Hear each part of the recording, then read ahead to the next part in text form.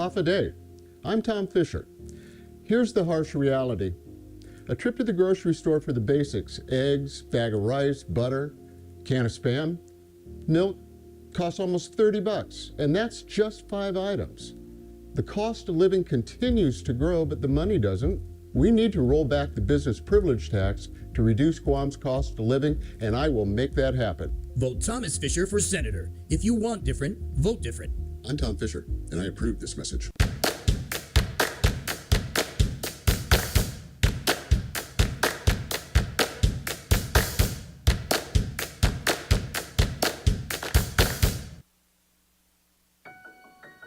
Half a day.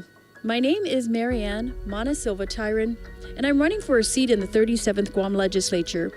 You might remember me from my media days, as I spent over 20 years covering news here on Guam.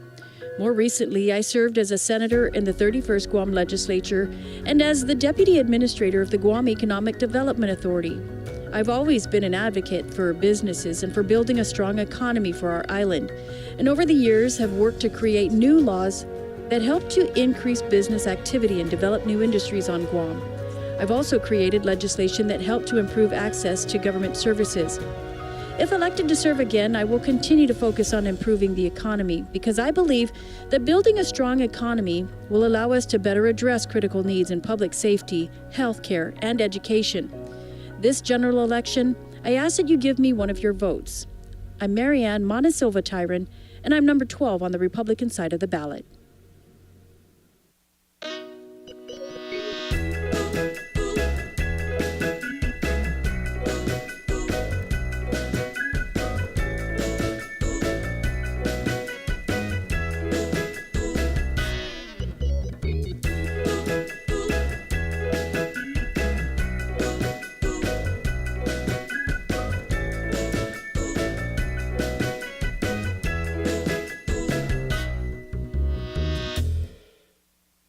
The Camacho Ada campaign asks all our supporters to vote on the Republican side of the ballot on Election Day.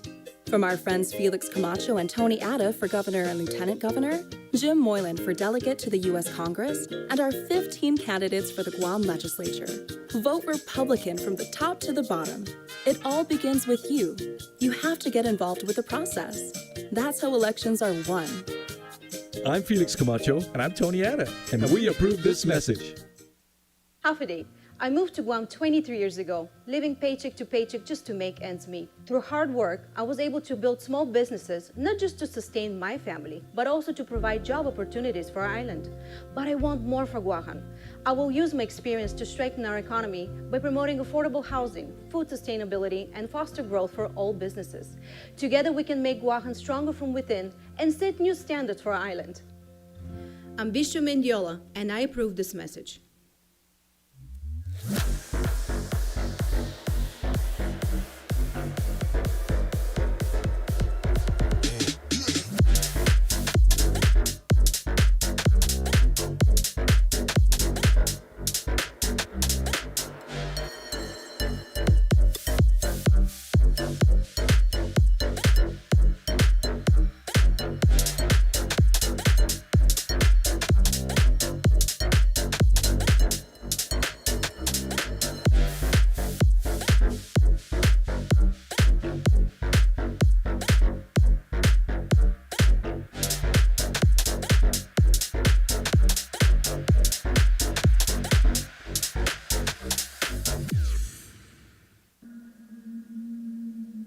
Right now, we are seeing a rise in energy prices.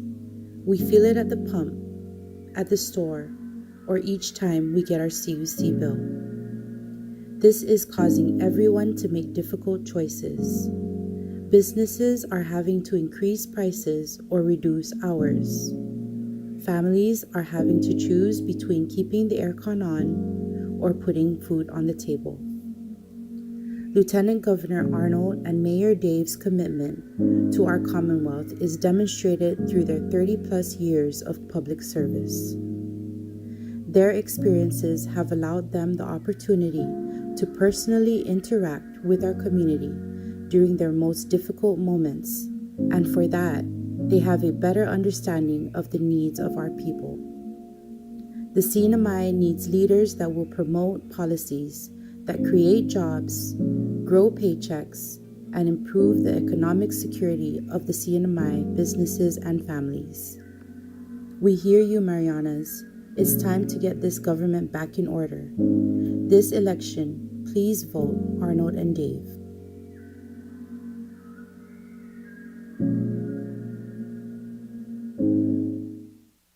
Half a day. I'm Elaine Tamanya Johnson and I'm voting for Joe S. Sonagastine. Woo-hoo! Afade guahu si Joe Mesngun. Gugagagaham du Toru para un fanbota si Joe S. Augustine para senador. Hafaday, I'm Crystal Augustine. I'm from Malesu and I'm voting for Joe. Ako si Winston Ilisito. Iboto natin si Joe San Agustin for Senator. Mamuhay! I'm Senator Joe Shimizu San Augustine, and I approve this message. Many accolades and celebration.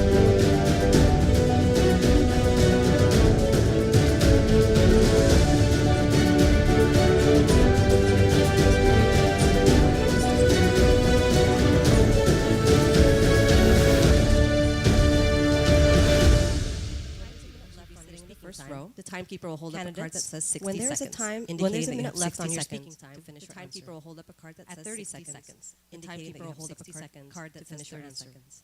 At 30 seconds, the timekeeper will hold up a card that says 30 seconds. You guessed it, 15 seconds. At 15 seconds, please wrap up when you see the stop card that says, if you continue speaking after the stop card is held up, please wrap up when you see the stop card gesture. If you continue speaking after the stop card is held up, a 15-second deduction may be given if you continue speaking after the moderator's verbal gesture. A 15-second deduction may be given if you continue speaking after the moderator's verbal gesture. Personal references about other candidates are out of order.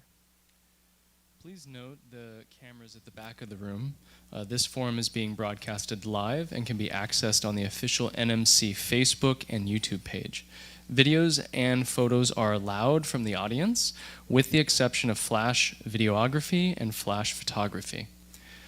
Please remain quiet throughout the forum, no clapping, cheering, or calling out, with the exception that after their closing statements, you may clap for all the candidates you wish, if you wish.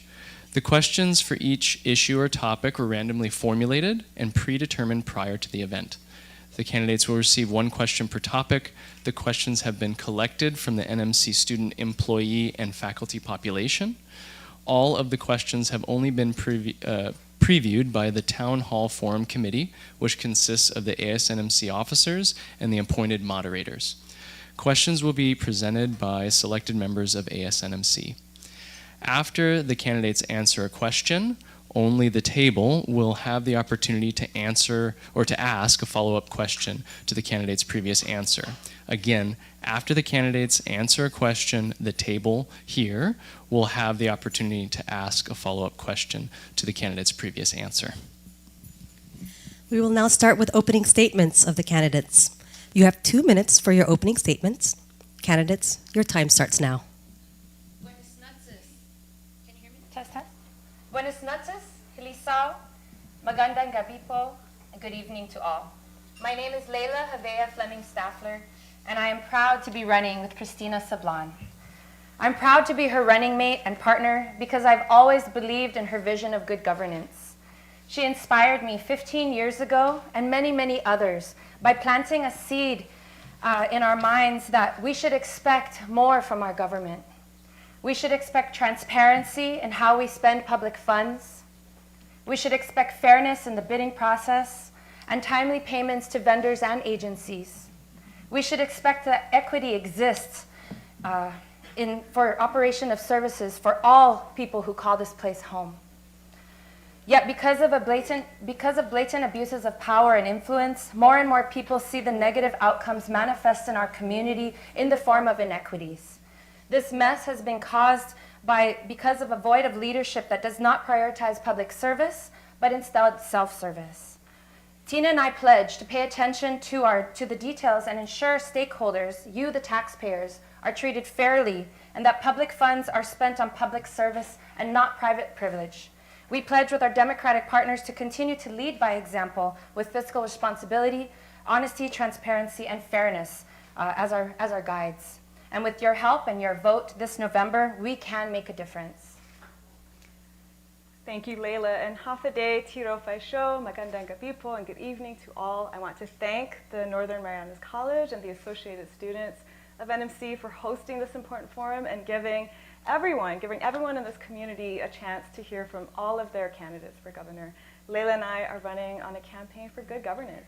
We believe in the potential of these islands and the potential of our people, and we also know the problems. And we know that you deserve better, and you deserve a government that is worthy of your trust.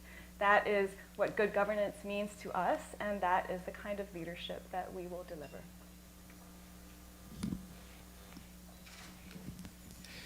Thank you, candidates, for your statements. Now we will move on to the question and answer portion of our forum. The first question has been given to the candidates prior to the event.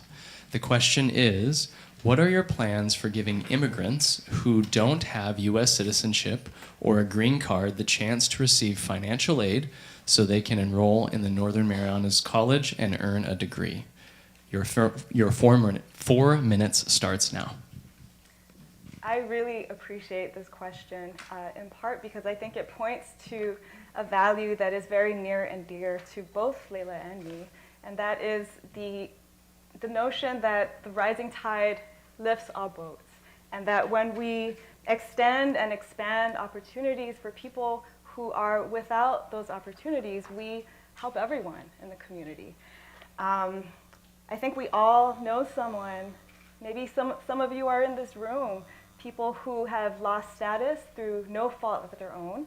Maybe they're people who came in as children with their parents who were contract workers, and those contract workers, those parents have lost status, and these children grew up in our community and now want opportunities to seek higher education at NMC, or for that matter at NM Tech.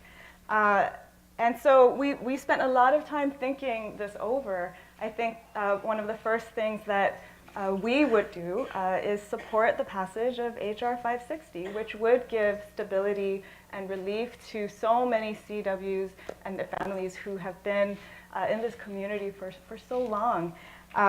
We also want to work with the local scholarship offices and private foundations which make financial aid available to consider expanding the definition of resident to include CNMI long-term residents who now have status under the previous legislation that Congressman Kilili, who's here today, helped champion in Congress, and as well as to people who would be eligible under the terms of HR 560 for that status.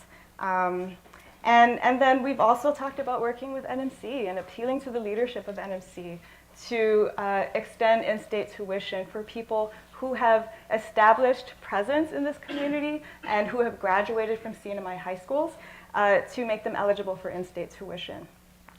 We definitely looked at other places where students who are not considered U.S. citizens were able to avail of different types of services like this, and the solutions that we found are comparable to the solutions that we read about. And so finding solutions to problems are always an issue, but it's something that we can definitely do. But we definitely know that everyone's situation is unique. But what we all have in common is that the CNMI is their home, is your home, is our home. And we want to help you become a contributing member to our community, because we know that education is what can break the poverty cycle. We know that education is what makes people have upward mobility so that they can provide more for their families. We all know somebody who has gone off to college and come home and have worked and changed the course of their whole family's lives because of the degrees that they have been able to get. And when they come home and give back to our community, that just makes us all the more richer, because we are building our local capacity. And if we can provide, GED opportunities for people to get their high school diploma, we should be able to provide pathways for people to get higher education, whether it's in the trades or at our local college. That is excellent and very affordable. Thank you, candidates. The floor, or the table, is now open to follow-up questions from the students.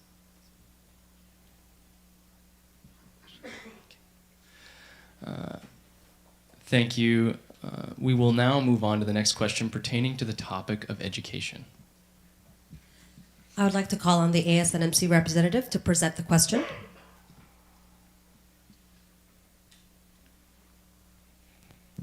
Good evening, candidates.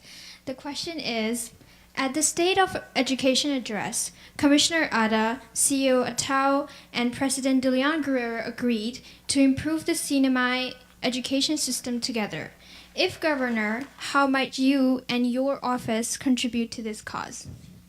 Thank you for that question. Your 4 minutes start now. Thank you for that question. You can tell I'm excited to answer this because I can definitely tell you that we've already begun the work with collaborating with all of these educational entities right now as we speak. One of the things that I've personally been working on really deeply with them is working on apprenticeships, connecting the dots for our workforce needs so that we can have pathways for our people, whether it's again in the trades or in university college settings, so that they can find their ways into work. With respect to the collaboration aspect, we will definitely sign that kind of bill into law. We need to have legislation that establishes these relationships with the existing entities that we have. I want to thank Senator Edith for guiding me and my colleagues in our conversations with her experience as the Secretary of Labor in her previous career. And through those conversations and making sure that we have multiple stakeholders at the table, we can definitely make things pass in our legislature that will help all people, regardless of where they come from. It's important that we do that because collaboration is the foundation in getting stakeholder buy-in for anything that's new, especially when we're bringing in change. Do you have anything? Yeah, I also wanted to note that this legislation that Leila was just talking about is going to be introduced tomorrow. Yes. And I will be a co-sponsor along with our other colleagues in the House leadership. It's such an important step in the right direction, long overdue, and is itself the product of collaboration among all the different educational institutions that have a stake in this. Leila and I both recognize that education is the single most important investment we can make in our people and in the future of this Commonwealth, and also one of the most important economic drivers. And we are committed to realigning the resources that are available to boost up our educational institutions and facilitate these collaborative pathways so that everyone has access to opportunities, everyone has a chance to thrive and find their gifts and make a decent and honorable living and contribute to this economy. Thank you so much, candidates. Are there any follow-up questions from the table? We'll now move on to the next question pertaining to the topic of the economy. Good evening, candidates. The question is, under a looming financial crisis, what plans do you have to mitigate the economic harm that will affect our infrastructure, pensions, and schools? Candidates, your 4 minutes to answer the question starts now. Well, that's a huge question because we are already, I would say, in a financial crisis. And we know that from the delays in transfers of funding to critical institutions like NMC, like the public school system, like our hospital. We know that there have been delays in payments to vendors. And I think that the very first step is to get a real assessment of the fiscal condition of this government and make that report public to the people. And then the next step is to stop the bleeding. We are committed to principles of fiscal responsibility, and adhering to those principles, we are committed to leading by example. We know that there is a lot of waste in this government right now, and you know, we have these priorities for taking care of our retirees, meeting the Medicaid match, properly funding our schools and our healthcare institutions. A lot of priorities, but they have not really been made priorities, at least not in this current administration, and when we've seen these delays that I've spoken about. So those would be the first steps. And then I also want to note, though, that even as we are facing this very present financial crisis, there is still a lot of federal resources coming into the CNMI, huge windfalls thanks to the American Rescue Plan Act, thanks to the work of Congressman Kilili, the bipartisan infrastructure law, not to mention disaster recovery monies that have been made available to the Commonwealth.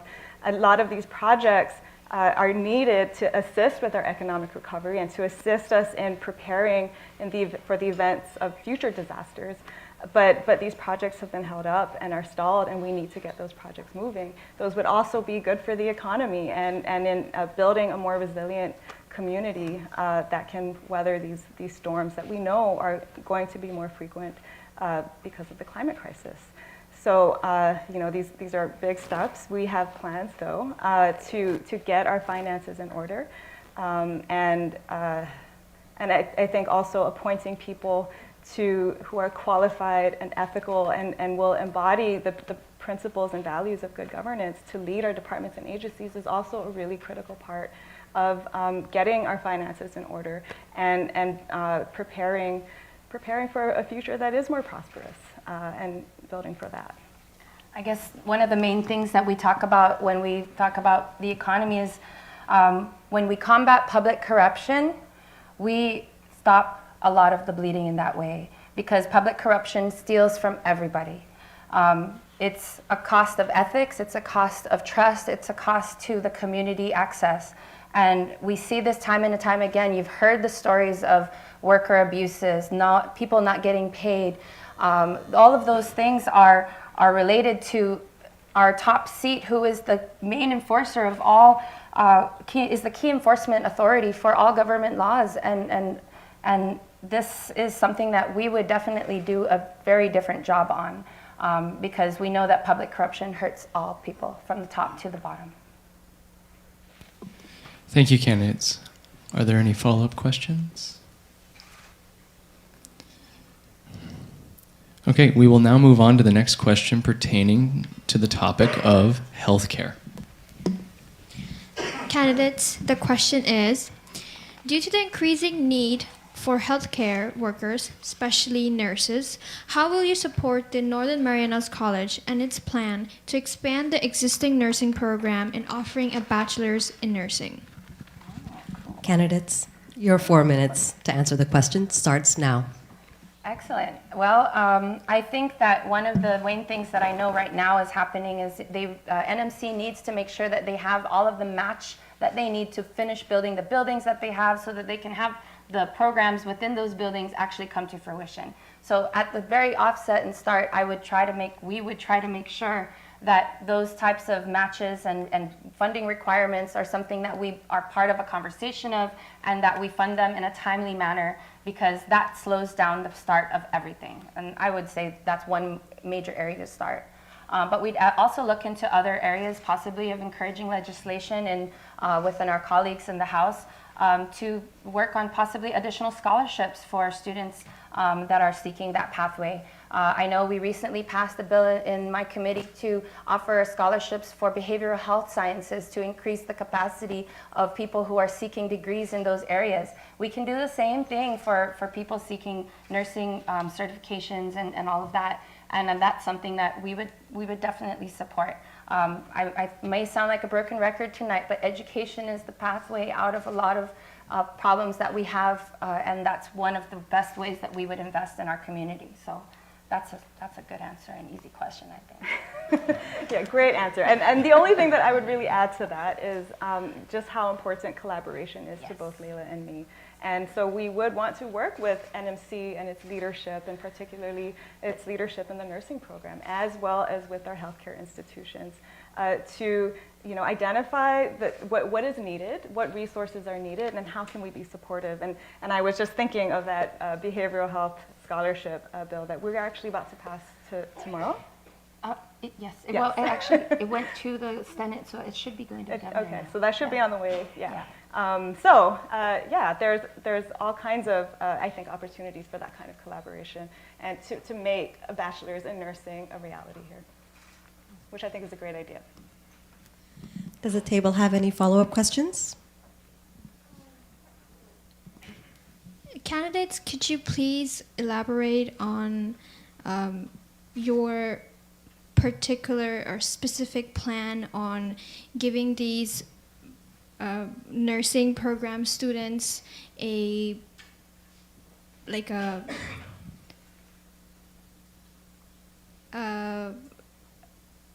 opportunity after their bachelor's or after they finish their bachelor's degree? So like the pathway to work? Yes. Okay. Your 4 minutes starts now. Thank you. And thank you for clarifying. I guess that would lead to more collaboration with the health CHC to make sure that we have maybe perhaps an apprenticeship program that is established within CHC and in partnership with NMC. I mean, I think that's definitely something we have to consider.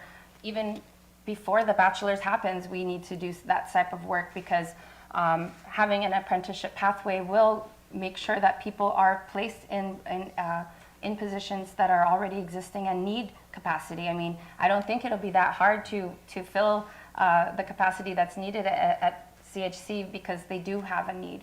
But if we need more established systems, then I would definitely go with apprenticeships as one area. Yeah, I would also want to mention the Mariana's Jobs Now initiative that is part of our platform for workforce development. And it's not just limited to pathways for jobs in nursing, but really the idea, again, going back to this theme of collaboration, is to align all of the entities that are involved in education and apprenticeships and labor, and the employers who are looking for workers, workers with all kinds of skills, and to match people who are seeking either training or employment with the employers who need to fill these positions. And I think that the nursing would certainly be one of these like critical areas, right, where we know that there is demand, not just in CHCC, but also in our private clinics. And so we would want to help match our local talent, build local capacity in the area of nursing with the employers that need nurses. Thank you, candidates. We will now move on to the next question pertaining to the topic of social service and food insecurity. Candidates, the question is, almost 90% of all our food is imported. As governor, what more can you do to support our local farmers and ranchers, and how can you incentivize growth in our much-needed agricultural industries? Candidates, your 4 minutes to answer the question starts now. Well, one particular game changer for agriculture is the Cagman Watershed Project, which Layla here and we in the legislature keep trying to fund to complete this project that has taken years and would make such a difference for farmers in the Marianas, and just in making water available to people. And I'm just going to throw that over to Layla to explain more. But in the Sablan-Staffler administration, we will direct funding to complete this project. We will sign appropriation bills into law. It keeps getting vetoed, and that will change in our administration. So the Cagman Watershed Project, it's not just about Cagman, it's for the entire island of Saipan. They just called it the Cagman Watershed. But basically, in 2003 and earlier, maybe you might remember a lot of flooding that was happening in the Cagman area. With the partnership of the USDA and NRCS, I hope I got that right. I sometimes mix them up. Got it right. But the NRCS, they've been working with our federal partners to solve that problem of the flooding that was in that area by redirecting the water. And this is a really unique project that would be a model in the Pacific once it's completed, which again, it's like 20 years old.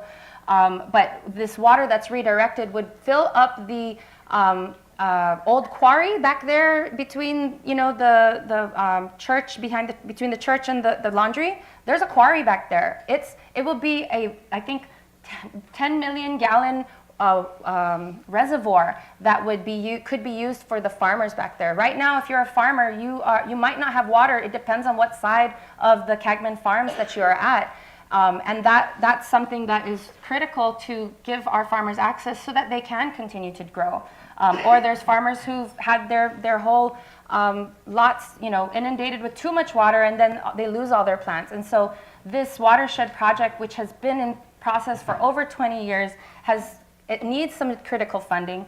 Has been ignored by this administration. The USDA was ready to submit a new plan. They're ready to start, but that was since March, and they've been waiting for our administration to respond since March, and I talked to them in July.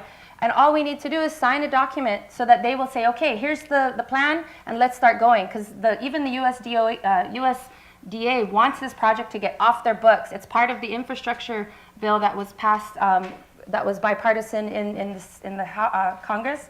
And that is so critical for supporting our farmers. One other part of that is that the soil and water conservation districts have been inactive for the last several years. These are really critical funding sources for farmers.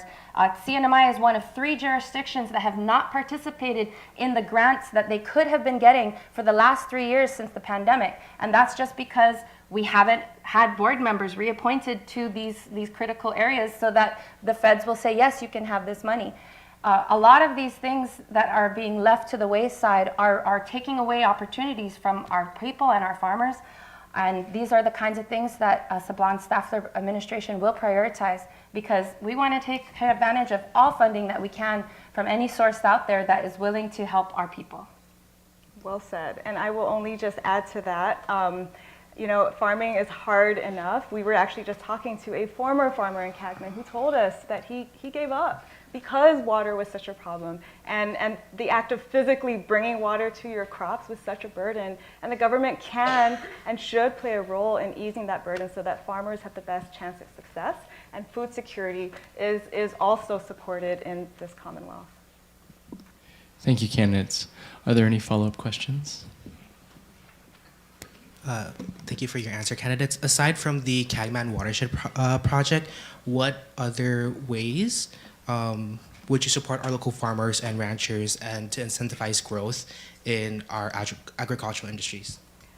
So collaboration is going to be the theme of this night. We have a ton of resources, like technical assistance, resources and services that are available to help agricultural producers start up their businesses, establish their farms, you know, in agriculture and aquaponics, also in fisheries. NMC is a huge, huge resource. And NMC CREES in particular, we have Lands and Natural Resources, the Division of Agriculture. Who am I missing? The Small Business Development Corporation. You know, there are, I think that the key, commerce for that matter, we can bring all of these resources together to talk to each other, collaborate, connect them with farmers and aspiring entrepreneurs, and make the technical assistance, the research, the marketing assistance that they would need to really succeed and thrive in their businesses, and connect them also with the buyers. So the public school system is a huge customer. You know, they have to provide lunch and breakfast to 10,000 children every day, and they need a stable supply of food, and they want local produce. You know, the local restaurants and hotels connecting, and markets and grocers, you know, we can connect them to the people that are producing these you know, agricultural produce or aquaponic products for that matter. I'd also like to see these resources aligned to help producers also get into more value-added products, so that these goods can be made available for local markets as well as for export. There's a lot of opportunity for that, and again, there are the programs and the resources that are here now, and the expertise, and I think we could do a little more to make them talk to each other and then connect them with the people that are in need of these services. Yes, when you talk about value-added products, it makes me think of how many people I know that went on keto, right? And how many people were looking for alternative sources of flour. We can make flour. We can make breadfruit flour or coconut flour. We have these things. We can grow them here. We just need to get to that next step. I mean, we have that breadfruit plantation, but I haven't heard about where the machine is going to be to make the flour for that. But I think that was supposed to be one of the plans.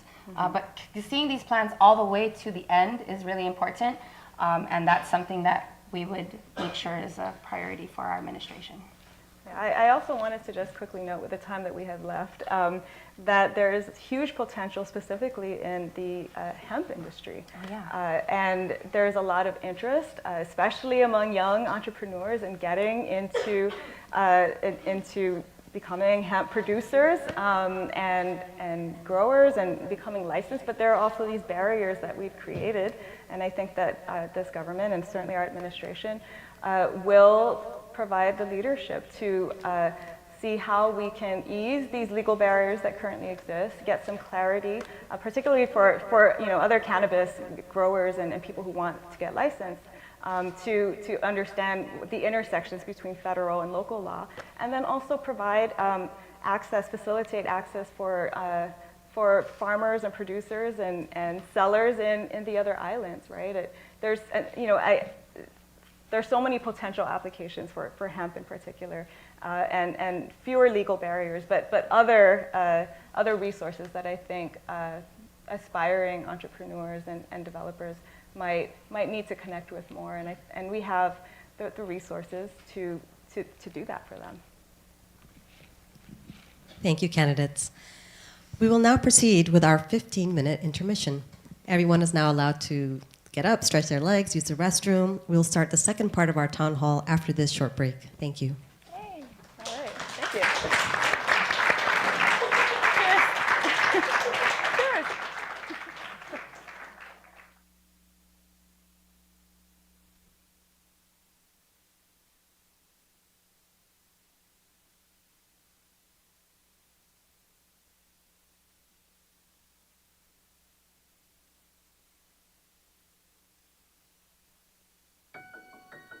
Hafaday. My name is Marianne Mana Silva Tyron, and I'm running for a seat in the 37th Guam Legislature. You might remember me from my media days, as I spent over 20 years covering news here on Guam. More recently, I served as a senator in the 31st Guam Legislature and as the deputy administrator of the Guam Economic Development Authority. I've always been an advocate for businesses and for building a strong economy for our island, and over the years have worked to create new laws that help to increase business activity and develop new industries on Guam. I've also created legislation that helped to improve access to government services. If elected to serve again, I will continue to focus on improving the economy, because I believe that building a strong economy will allow us to better address critical needs in public safety, healthcare, and education. This general election, I ask that you give me one of your votes. I'm Marianne Mana Silva Tyron, and I'm number 12 on the Republican side of the ballot.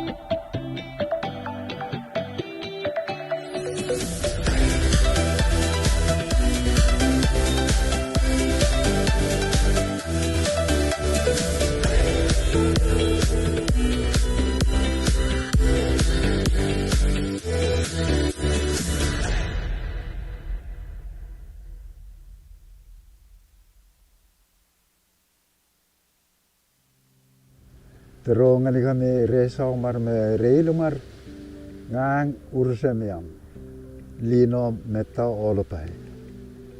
Imusan tangar malulu ngani kami masal ngani kami babu fitie le itti Selena Roberto Babauta bobotolong boye nice Congress nomor nyan balat nge ruo automatically nomor nyan balat nge ruo melan November walu lan maram musik kemutingan ni.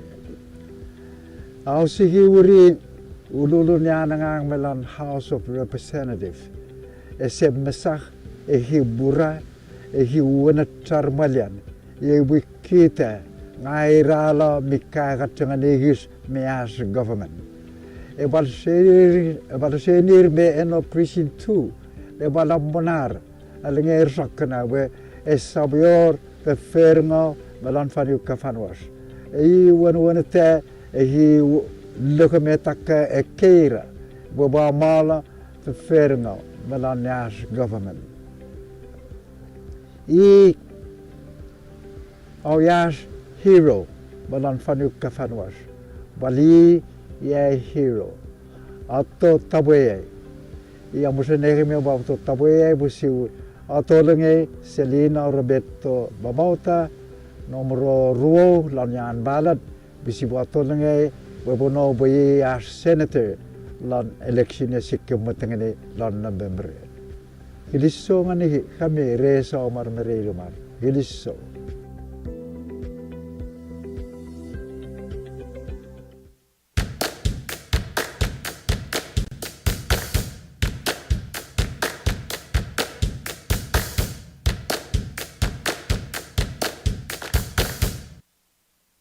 I have different goals as I age. I want to be stronger and healthier, but it's got to fit my lifestyle.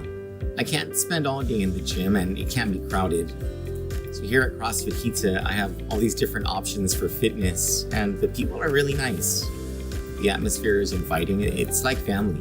Go Guam employees and retirees, sign up today for CrossFit Pizza for free when you choose Take Care as your insurance carrier and for 50% off if you choose Select Care. It's an investment you'll love.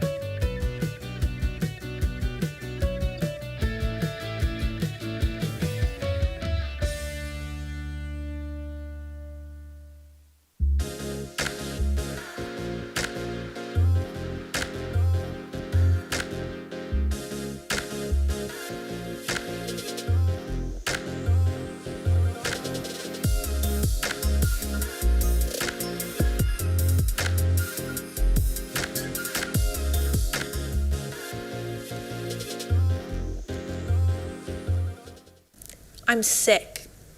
I'm tired. I'm sick and tired of the infiltration of crystal meth in our families and in our neighborhoods, yet no drug task force to stem the flow of drugs is anywhere in sight.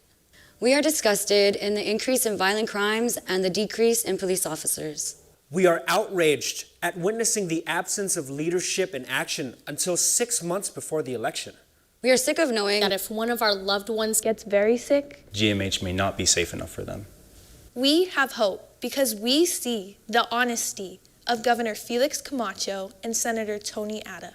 We have faith that they will take care of all the people, including the forgotten, the struggling, the in and the out. In this election, we're voting for values, for fairness, for equality and equity, for leadership that works from day one. We are voting for Camacho Atta. I'm Felix Camacho, and I approve this message.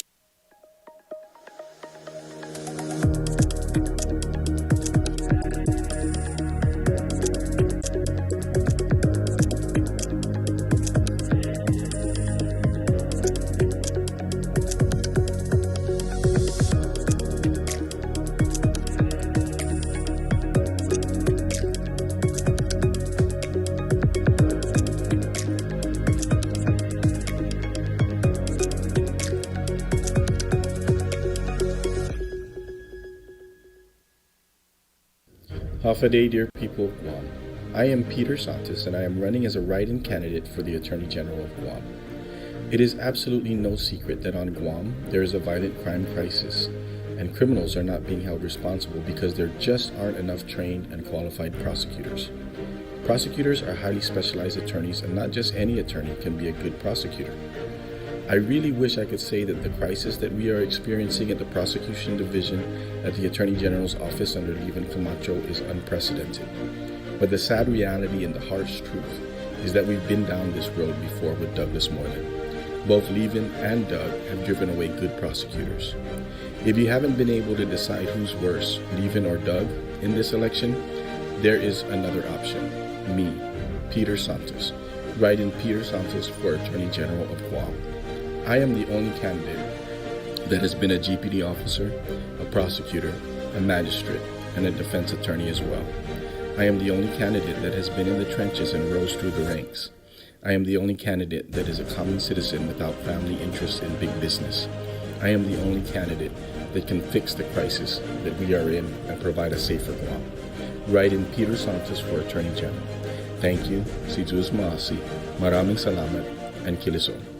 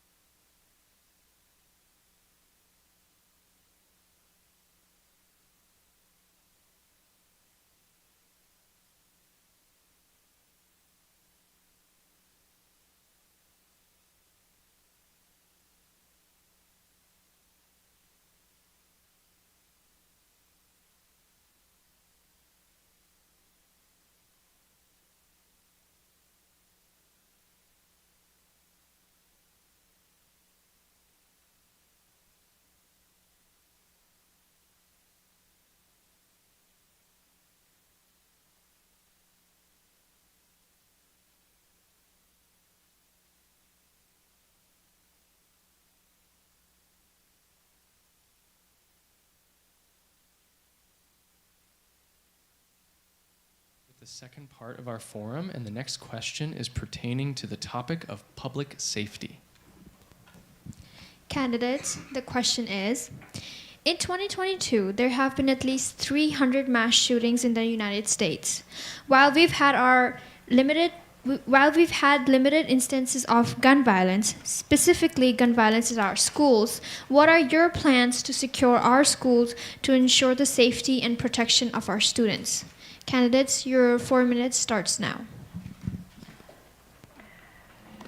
Well, I might like to start with this one. Having been a school administrator for over 13 years and a teacher for over 20 years, I definitely find this topic really near and dear to my heart. Sorry, that's a deep question. Well, one of the things that I know that has already been happening in schools is that they do a lot of safety drills. These safety drills are important, so it makes students and the staff and everybody that's on a school campus know what to do in the event that there is an emergency, especially something like that. I feel that this topic is something that we've been preparing for since these types of things began almost 20 years ago. And that's something that we would continue to support, is these types of drills and continued collaborations with the public safety agencies that are also there to help protect our entire island, but especially our schools. I know that we have gun laws that have changed in our community, and that is a concern with respect to the type of access that people have.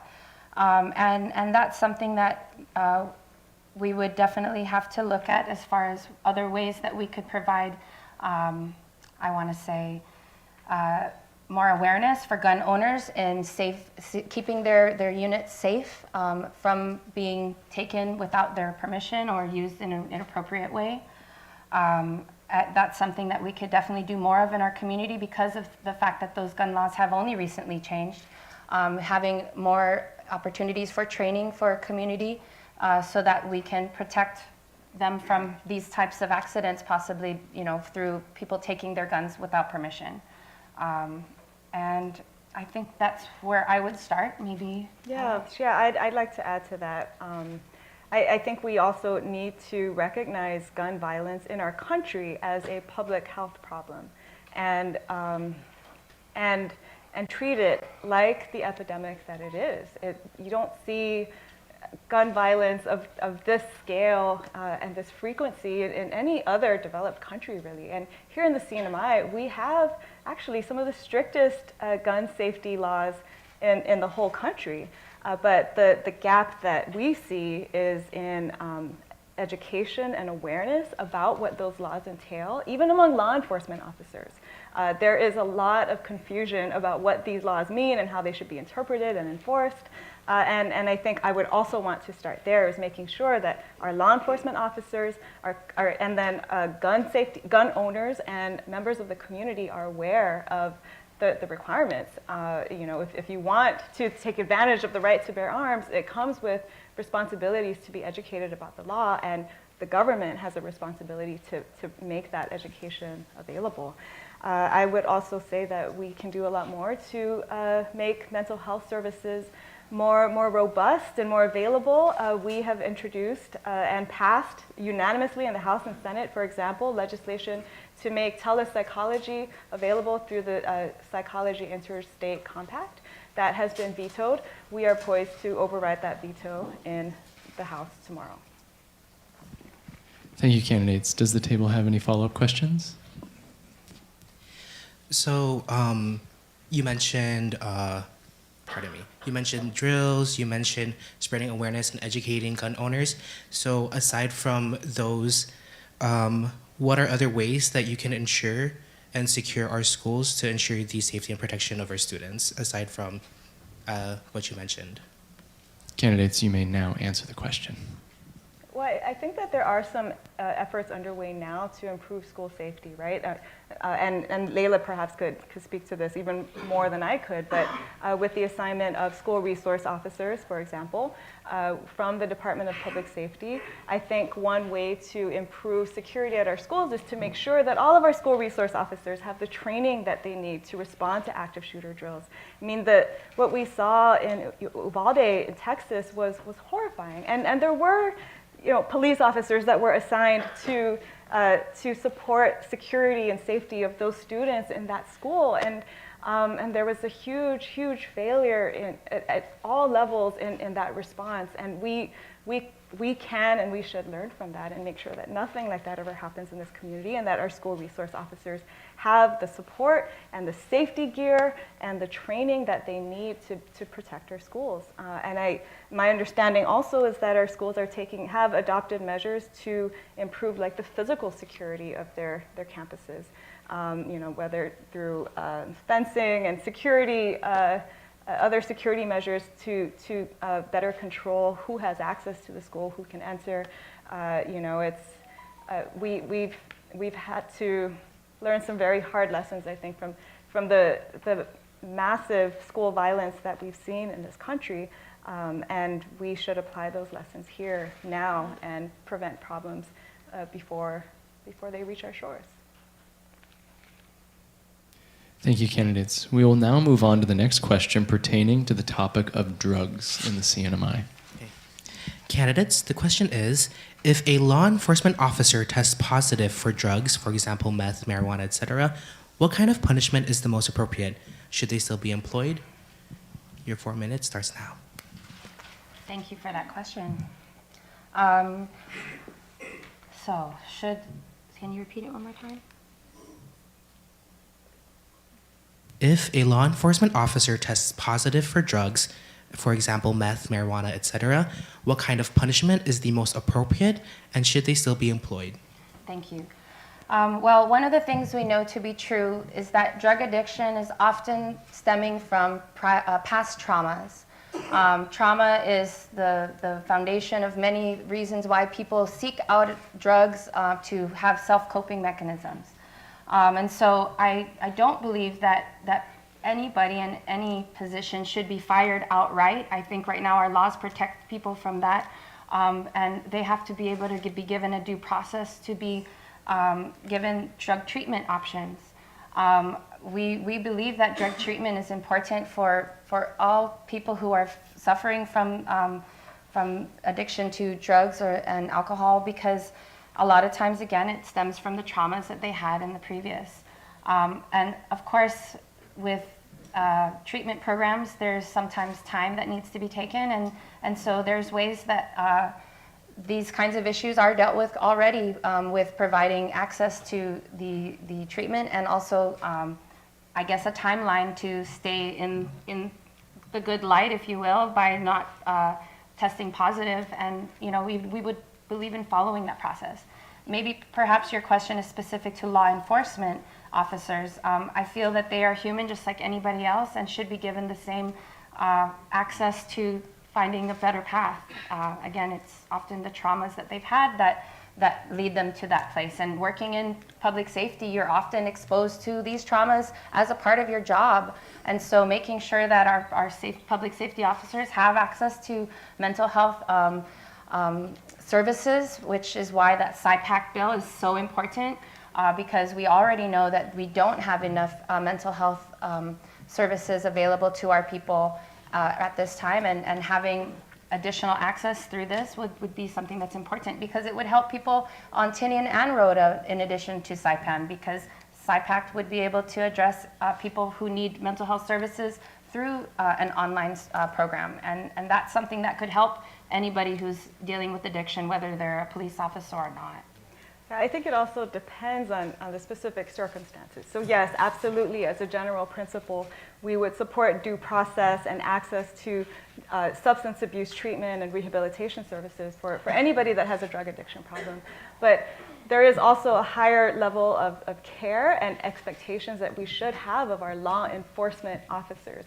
And in cases where we know are a problem with the Department of Public Safety and the Department of Corrections, when officers are involved in, for example, smuggling contraband into the prison, or actually involved in dealing meth in our community, that there really should be no tolerance for that. That is straight up corruption, that's an abuse of power, and we will take that very seriously and not tolerate that in the Sablan-Staffler administration. And I think that problem itself points to bigger voids in leadership, bigger gaps in trust and abuses of power in our law enforcement agencies, starting at the very top. Thank you. Are there any follow-up questions from the table? Candidates, could you please elaborate on what are your plans to support and protect families who have members that have been affected by this drug abuse? We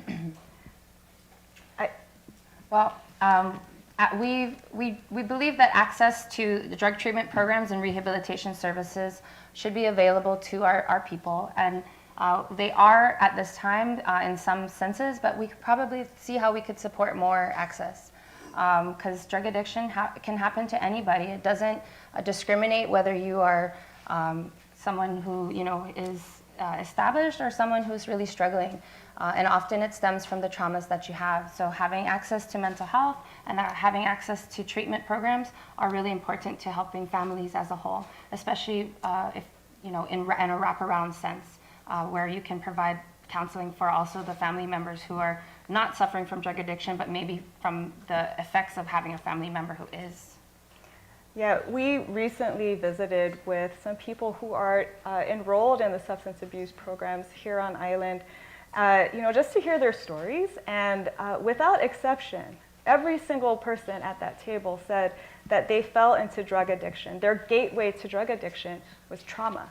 Whether that was an abusive situation at home, whether that was sexual assault, poverty, there were these traumatic experiences that led them down the path of drug addiction. And so drugs really are a coping mechanism, right? And it really does affect the whole family, and there are repercussions for the whole community. And we do need to invest in building up our systems and the services that are available to help people access not just drug treatment programs, but these wraparound services that Leila mentioned, because poverty was also a very common struggle that these people shared with us. They needed access to health care. A lot of them didn't even know how to apply for Medicaid, for example, or that they were even eligible. They needed help applying for housing. They were constantly worried about homelessness and education and connecting to employment opportunities. They had other needs and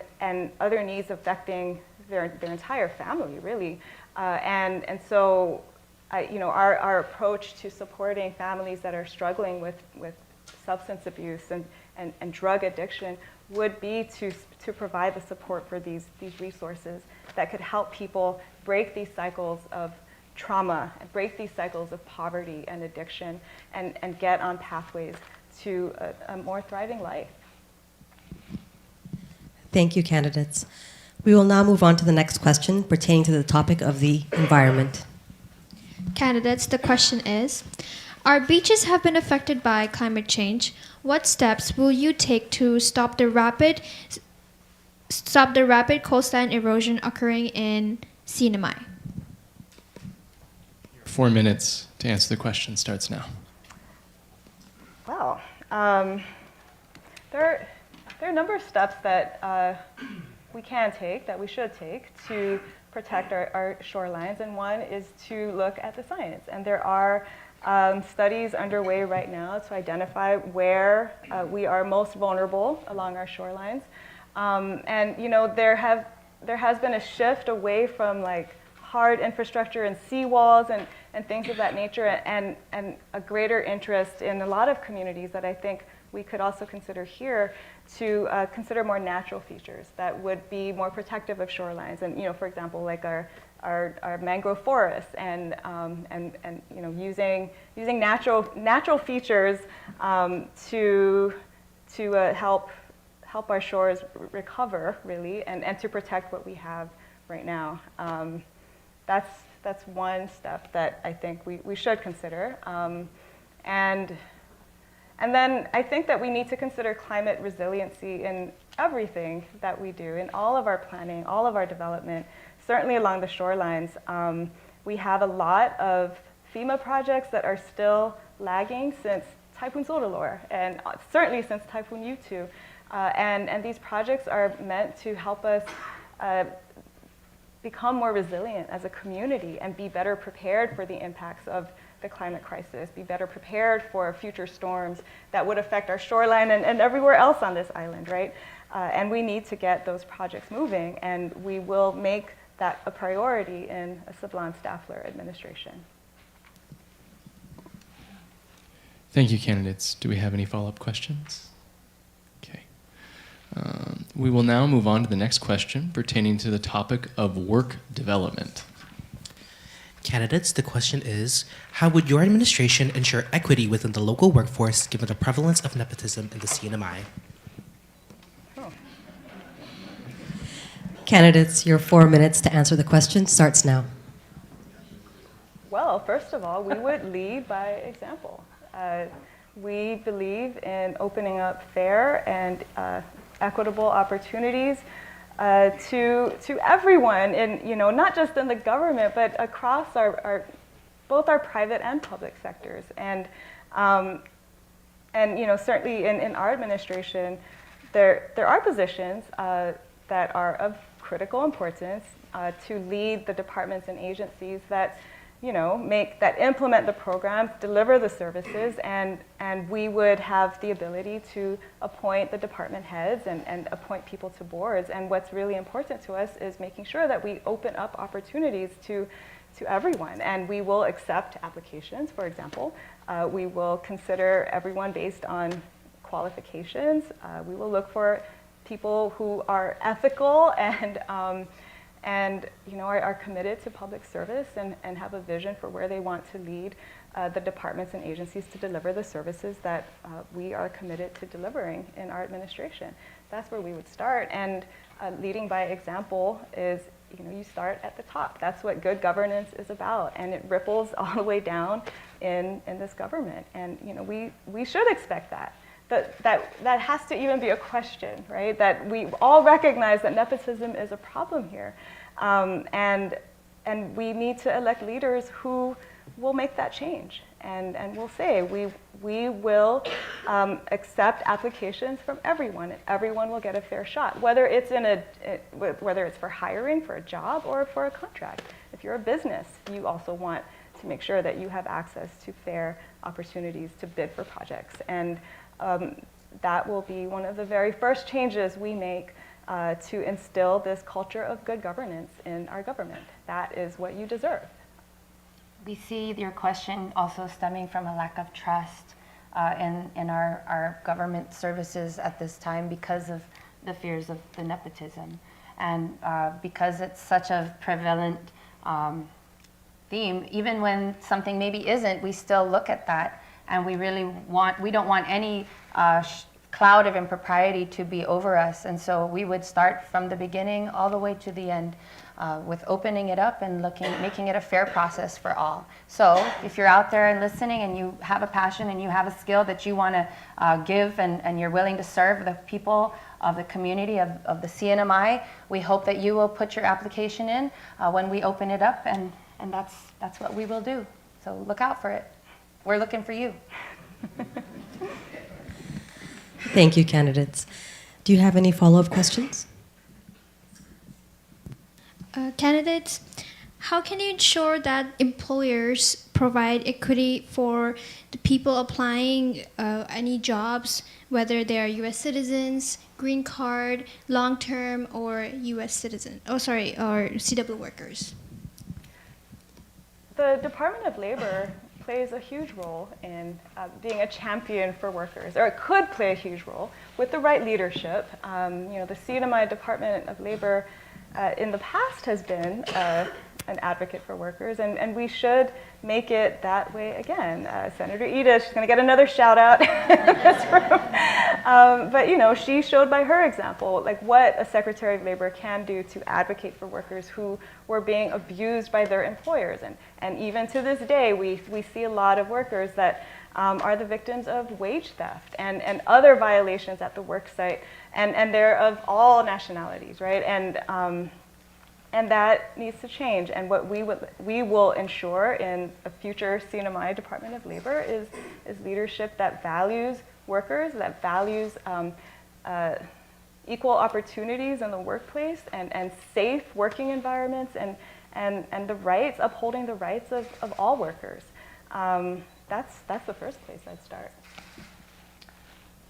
Yeah. I don't know how to follow up with that. That says everything. I mean, truly. Okay, thank you. Thank you, candidates. We will now move on to the next question pertaining to the topic of infrastructure. Candidates, the question is, what kinds of urgent infrastructure projects will your government prioritize and why? Your 4 minutes to answer the question starts now. We only have 4 minutes? There's so many infrastructure projects. I would start with clean water, clean, drinkable, running water from the taps. It's been this elusive dream for the people of the Marianas, especially the people of Saipan, for so many years, and it's never been a priority, really, in any administration. It will be in ours. And I'd like to give another shout out to Congressman Kilili Sablan for all the funding that he has directed to the Commonwealth to get us to the goal of 24-hour water and now $100 million to get us to the goal of drinkable water, water that you can drink. Can you imagine that? You know, I've lived on this island all my life and I've never been able to drink water from the tap, just like you. And you know, it's the year 2022. Clean water is so basic to public health. It's so basic to a decent standard of living. And it's about time that we have a government and a leadership that is committed to that. That will be one infrastructure priority, you know, a huge infrastructure priority in a Sablan-Staffler administration. I guess energy, of course, would have to be another follow-up with that, because as we continue to see the rising cost of energy in our homes and our power bills, it's definitely something that's overwhelming. We have antiquated engines as we speak that are continually being fixed instead Band-Aids. of... Yeah, and so many of those types of things we could do differently. We spend so much money on obsolete items just to keep them running when we could be investing in other things. And so that's definitely something we want to put more attention into, especially with renewables.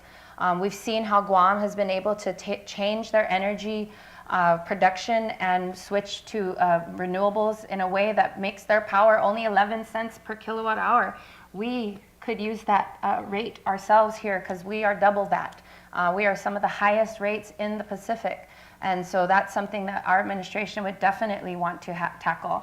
One of the things that's happening right now is that the PUC, Public Utilities Commission, has not had a quorum of their board since 2014. That is one of the main functions of this administration. And that is something that we would definitely put priority on, because the role of a board is to ensure the fiduciary duty of that entity. And right now there is no oversight and there is no one looking to make sure that operations at our current utilities place are really at the most efficient that they could be. In any other place, before they raise your rates, they check and see, is everything in this operation as efficient as it could be? Is there other ways that we could cut here so that we don't have to put it on the ratepayer? We don't have that in we don't have that right now. Right now, they just pretty much redo the math and then we all have to suck it up. But if we actually had a working board, they would have to look at all of these other things before it would come to us. And that's something that we would prioritize right away. Yeah, I mean, just consider, right, that the CNMI is bleeding every year, $50 million every year just for fuel for CUC. And it is about time that we move the Commonwealth into the 21st century and invest in renewables. We need to update our energy action plan. We need to update our renewable energy portfolio standards and set ambitious targets. We can realize a clean energy future in the Commonwealth. And some of the greatest examples, I think, come from small islands that have become 100% renewable. That's possible, especially for communities like Tinian and Rhoda. We can make that happen, and that will be one of our infrastructure priorities in the Sablan-Staffler administration. Thank you, candidates. Are there any follow-up questions? In reference to wanting to have drinkable water, what about the cost to consumers in having this drinkable water? How can you assure costs will be affordable? That's a great question. And going back to the $100 million that Congressman Kilili helped secure for clean water, clean drinkable water, these are investments in our infrastructure that mean on the other side, right, that it won't be cost absorbed by local ratepayers. Because you're right, that's $100 million that we won't be paying as CUC ratepayers, but these are investments in building up this infrastructure, right? There are CUC and its engineers and working in concert with EPA. There are plans, there are all kinds of projects that would also improve efficiency of operations on the water and wastewater side. And we need to invest in that, invest in these projects to make clean drinkable water a reality. One other thing I want to note is that CUC has been under these federal stipulated orders for many, many years now because we have been failing to meet federal mandates for providing clean drinkable water to our people. And there are very critical technical positions that we have high turnover in that we need to fill in order to meet these mandates. And that will be really important for us to prioritize in a Sablan-Staffler administration. Those key engineers and other technical positions would be really important to making sure that we have a more efficient operation and that ratepayers aren't absorbing more costs than they have to. Thank you, candidates. We will now move on to the next question pertaining to miscellaneous. Candidates, the question is, there will be a bottleneck effect on job placement in the near future. What are your plans in reintroducing the retirement program for government employees so we don't hold the jobs for our future generations? You have 4 minutes. Your time starts now. For reintroducing the retirement. Well, we're not quite out of the woods yet with the defined benefit plan and the settlement fund. This is a huge, huge obligation for the CNMI government at this time. And making sure that we fulfill our moral and legal obligations to CNMI government retirees who are part of the settlement fund and part of that defined benefit plan, which is now closed, will be a priority for us in all future appropriations and in our administration. Now, having said that, we also recognize that active employees need to have retirement security too. And we are, at least now, we are finally part of the Social Security program. We are contributing to that. But Social Security really isn't enough. And there is the option now of a defined contribution plan, which is like a 401k that active employees can contribute to and draw from when they are ready for retirement. But unfortunately, a lot of people don't sign up for that. A lot of people don't have this little nest egg that they're building for the future, and that should be a concern to all of us, right? Is where is this community going to be as our active employees age out into their retirement years? What kind of security will they have? So what we will push for, this will require some legislation, but we can make some enhancements to the defined contribution program, which would include, for example, automatic enrollment, which is, it seems so simple, it's kind of a no-brainer, but we don't have, it's not automatic yet. And there have been studies from other defined contribution plans around the states that have shown that if you automatically enroll somebody, they're not going to bother to opt out when they're already in, right? And then also to provide people with a tiered contribution structure. Right now, they have to pay in 10%, and that's a big chunk for a lot of people. But if you have other options for what the employee will contribute and you incentivize higher contributions on the employer side, that is, you're likelier to keep people in the system and help them grow their nest eggs so that they do have security when they're ready to retire, on top of any other investments they may have, on top of Social Security. Did you want to talk about financial literacy and counseling? Okay. Sure. Well, I guess while I was an administrator at PSS, I often would have to look at the personnel's sheets and notice that the majority of my employees were not enrolled in the program, and that was a concern, like she said.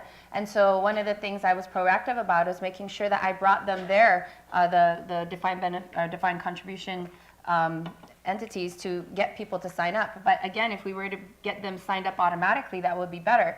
Also, having a tiered program would be good too, because the maximum now, or a person has to put in 10% in order to get the government 4%. But if we could make it that tiered way, it would give people more options so that they could invest more when they were able to and invest less if they couldn't. And making sure that we provide education for our vast employees that will be in the government is something that we would do differently than what I'm seeing happen right now. I don't think many people even realize that this program is happening anymore, because they really only promoted this right at the beginning when the rollovers were happening. After that, it was kind of like you're on your own. But I think active education for a lot of different things, once and done is never enough. You got to do things more often.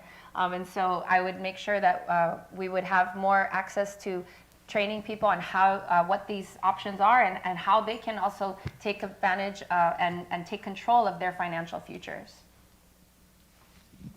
Thank you, candidates. Does the table have any follow-up questions? All right. Thank you for taking the time to share your thoughts with our student body and community. We will now start with the closing statements of the candidates. You will have 3 minutes for your closing statement. Candidates, you may now present your closing statements. I want to thank everyone here for the time that you've given us to hear us out, hear our ideas, and for your very thought-provoking questions. This is such an important election. We say it all the time. And the opportunity that we see here is the opportunity to dream big for ourselves, for our families, for the future of our Commonwealth. Let's dream big. We have so many problems, don't get me wrong. We know what those problems are. We know we are facing an uncertain economic future. We know that we have huge problems with public funds being abused, with waste and fraud and straight up corruption again. And these things have really brought shame on all of us as a community, but we have a choice. We have a choice to change course. Layla and I are running for governor and lieutenant governor to lead these islands to a brighter and more hopeful future, to lead these islands to the good governance that you deserve. We love our islands, just like you do. And we know the potential of this place, we know the potential of our people, and we have tremendous resources, including lots of human talent that we will invest in if given the chance. In the education and health of our people, and the infrastructure that we all depend on and that we all need to succeed. When we say that the time for change is now, the change that we're talking about is good governance. It's fairness and honesty. It's fiscal responsibility, economic development that is truly for the people, that lifts people out of poverty and creates these pathways for everyone to thrive. And I wanted to ask all of us, let's dream big. Let's imagine that we can have excellent schools and a hospital that provides services right here on island so that we don't have to go off island for care. Let's imagine equitable opportunities for everyone seeking employment and a decent and honorable living, whether it's in the private sector or the public sector. Let's imagine beautiful, clean, and orderly islands and a government that is worthy of your trust. It really starts with good governance, and good governance will begin with your vote. People like to say that The youth are the future. The youth are actually the present. The young voters of the Commonwealth are by far the largest group of the voting population of the CNMI, and you can be the margin of difference that sets the Commonwealth on the path to the change that we need. Layla and I are number 1 on the ballot, and we ask for your support. Thank you, candidates. Thank you. I'd like to close this forum by thanking all of the candidates and NMC students for their participation in our town hall forum. I'd also like to thank all of our volunteers for serving this event, as well as the NMC IT team for setting up the live stream. All of your efforts and contributions to this event is greatly appreciated. Thank you, everyone, and have a good night.